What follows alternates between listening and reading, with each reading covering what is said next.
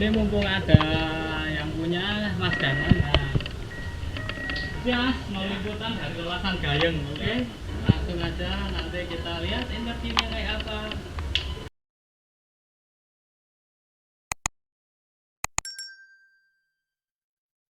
Oke, masih di Rolasan Gayeng. Nah, sekarang dengan Mas Danang. Ini membuka toko sembako. Nah, banting setir dari dia yang udah kerja di tambang. Yuk kita wawancara. Gimana Mas kabarnya Mas? Alhamdulillah. Nah, ini saya nanya Mas. Rokok rokok Bos. Santai Bos. Kan dulu udah enak ya, wis penak iki. Penak kerja ning tambang. Kok iso nduwe inspirasi mulai gawe toko sembako piye Mas Bos iki? Yo kabeh iku awal jenenge wong nonton iki kan sinawang. Ibarate aku dhisik kerja ning tambang, wong mesti wis wah kerja ning tambang gaji gede ini gede. Cuman masa kita mau seperti itu terus kan nggak mungkin aku sudah punya keluarga di sini ya kan, terus aku mau merantau terus kan nggak mungkin.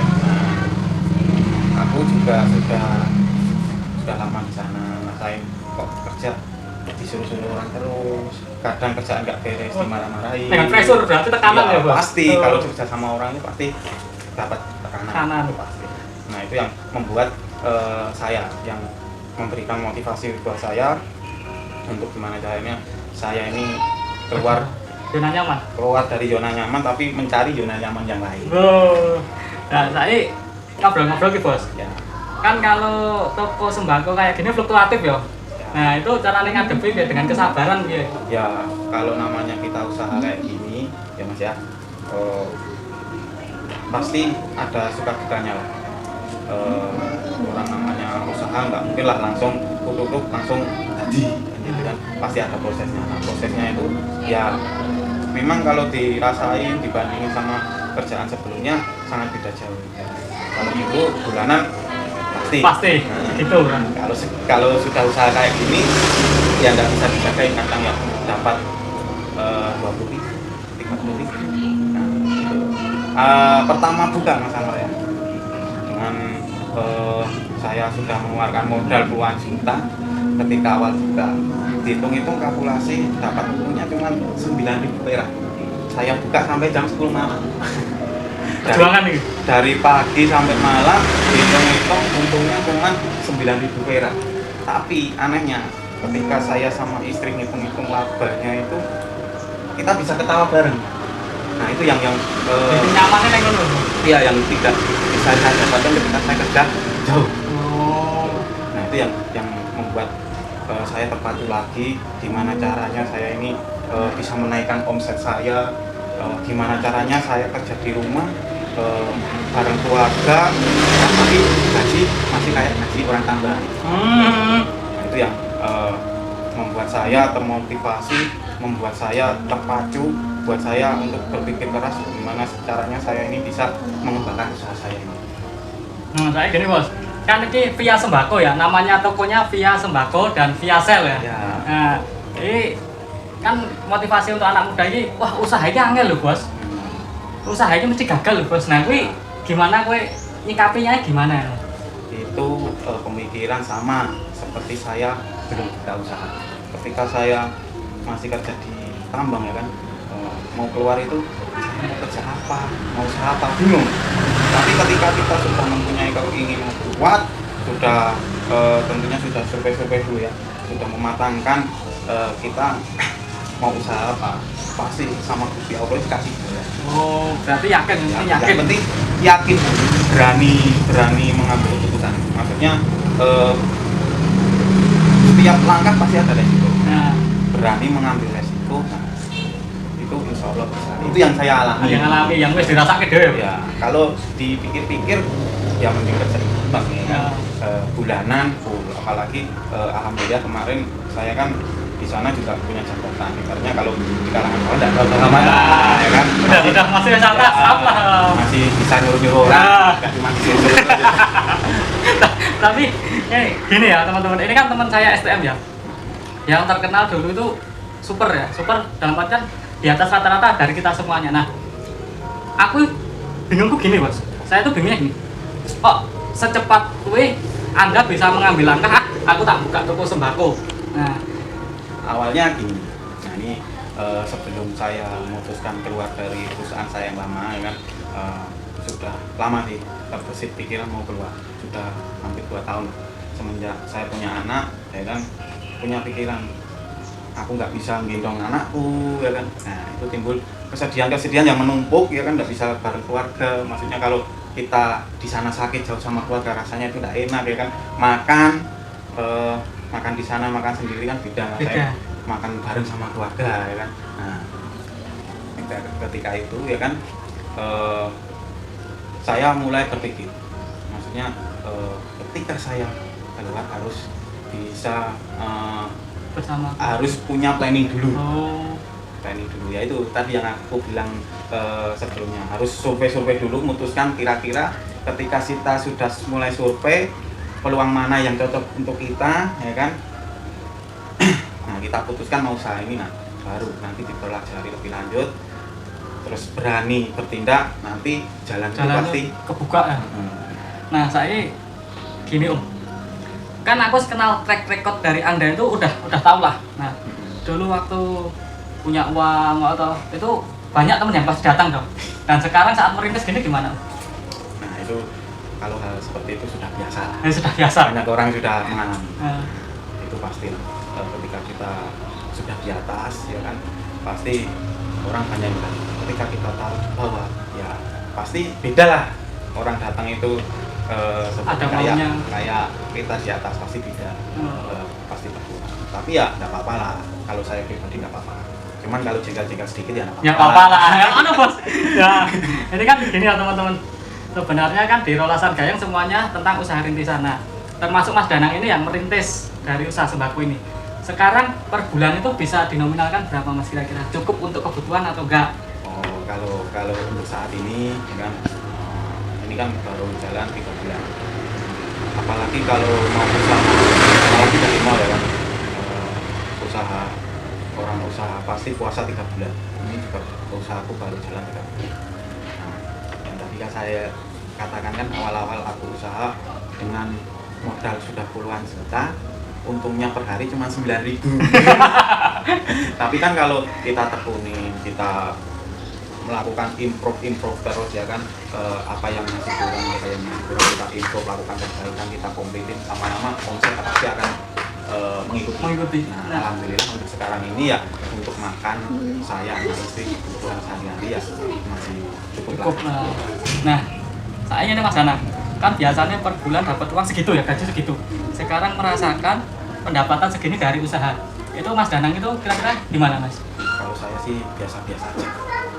Biasa-biasa aja. Ya tinggal kitanya aja bisa mensyukuri benar.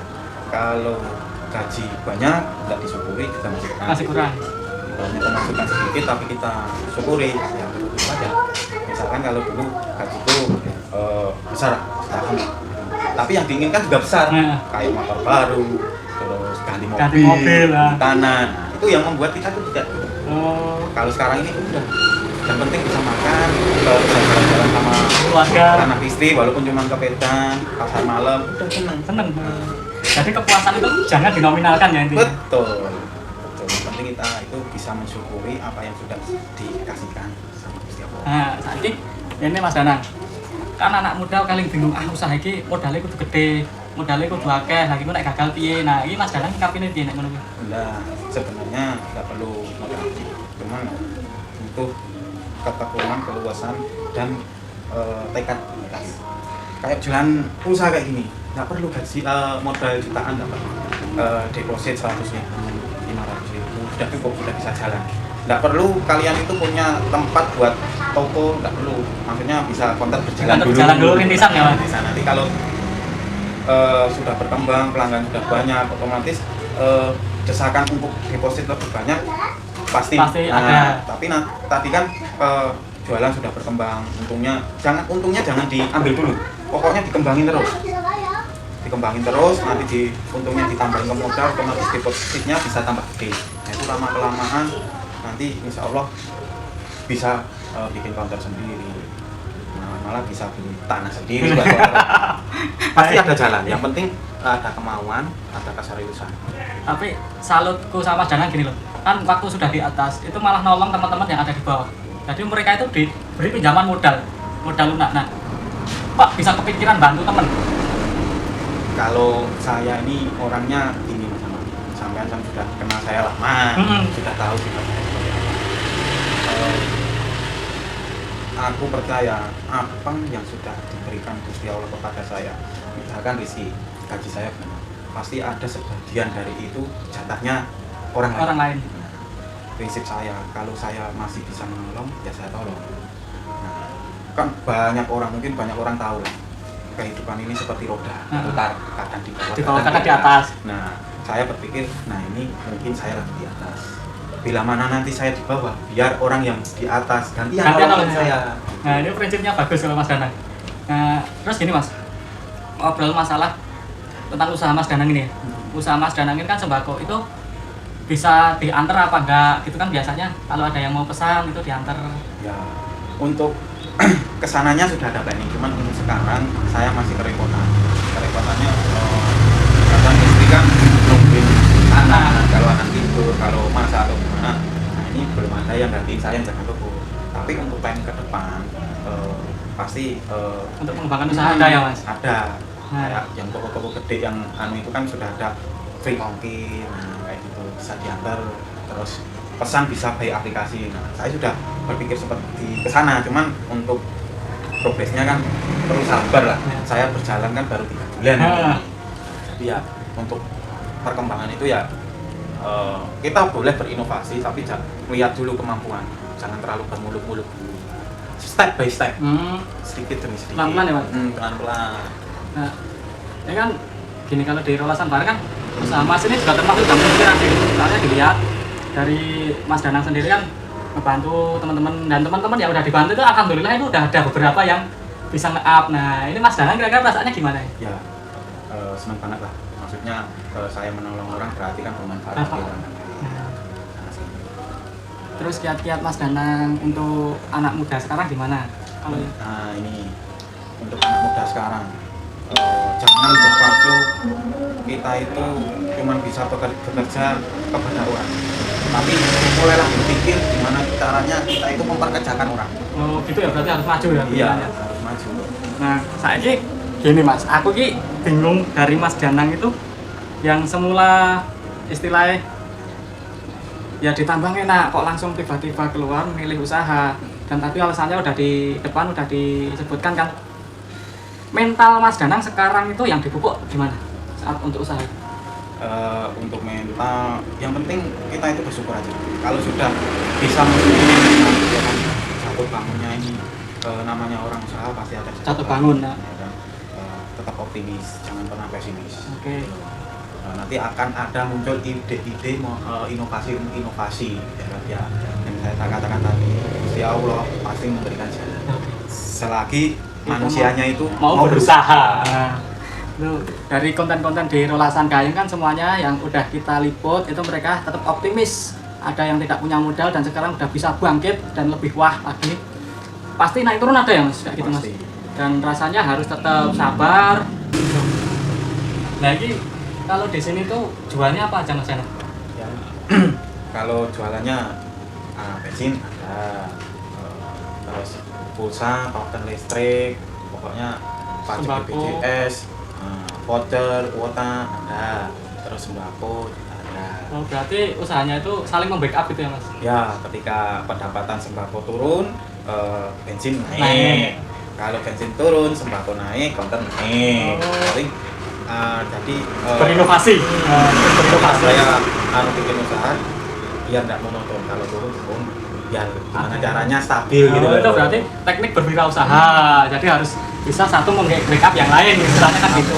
Lagi yang usaha ini kan mau mengarah ke tos serba. Jadi orang datang ini apa-apa yang dibutuhkan ada. Nah, itu berarti inovasinya udah ke sana ya, udah nanti ke sana. Dan kalau begitu bagus berarti. Jadi istilahnya dari satu-satu bisa numpangi satu-satu biar modalnya nggak terlalu gitu. Nah itu motivasi yang sangat berguna ya. Kalau mau berwirausaha juga harus punya inovasi, inovatif. Terus motivasi diri ya Mas tadi ya Mas. Terus dimotivasi, jangan sampai pesimis. di Rolasan Gayeng, jika yang menonton ini jangan pesimis karena setiap jalan kebuka karena kerja keras dan ketekunan. Sih untuk waktunya di Rolasan Gayeng.